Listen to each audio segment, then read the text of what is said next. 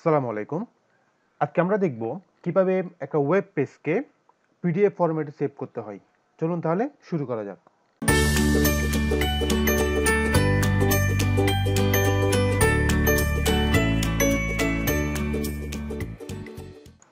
আমরা সাধারণত আমাদের প্রতিষ্ঠানের যে অনলাইন রেজিস্ট্রেশনগুলো করতে হয়, শিক্ষার্থীদের রেজিস্ট্রেশন বা ফর্ম ফিল আপ, আমরা এই ফাইলগুলোকে আমাদেরকে ভবিষ্যতের জন্য সেভ করে রাখতে হয়। সেক্ষেত্রে আমরা দুইটা ফরম্যাটে আমাদের পেজগুলোকে সেভ করে রাখতে পারি। সচরাচর আমরা আগে যেটা করতাম সেটা হচ্ছে কি, কন্ট্রোল এস বাটন ক্লিক করে আমরা এই ফাইলটাকে সেভ করে রাখতাম। দুইটাই দেখাচ্ছি আপনাদেরকে। আমি দুইটা পদ্ধতি দিয়ে আপনাদেরকে দেখাচ্ছি সেটা।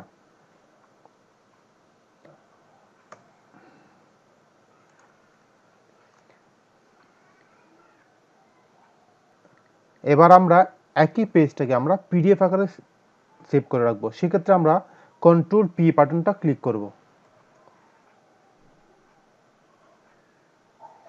দেখেন এখানে এখানে ডেস্টিনেশন যেটা লেখা আছে, এখানে আপনার প্রিন্টার, যে সকল প্রিন্টার ইনস্টল করা থাকে সেই প্রিন্টার লিস্ট এখানে দেখানো হবে। আপনি এখানে ক্লিক করে সেখান থেকে সেভ অ্যাজ পিডিএফ যেটা আছে ওটা ক্লিক করবেন।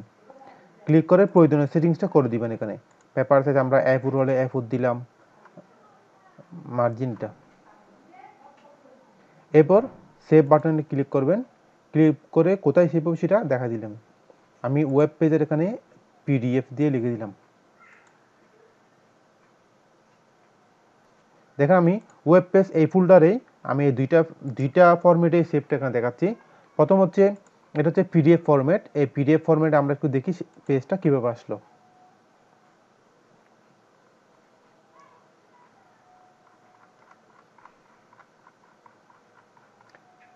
এরপর দেখেন ওয়েব পেজে কীভাবে আসলো। এখানে দেখেন দুইটা ফোল্ডার আসলো। এখানে আমাদেরকে আবার এটার জন্য ব্রাউজারটা ওপেন করতে হবে।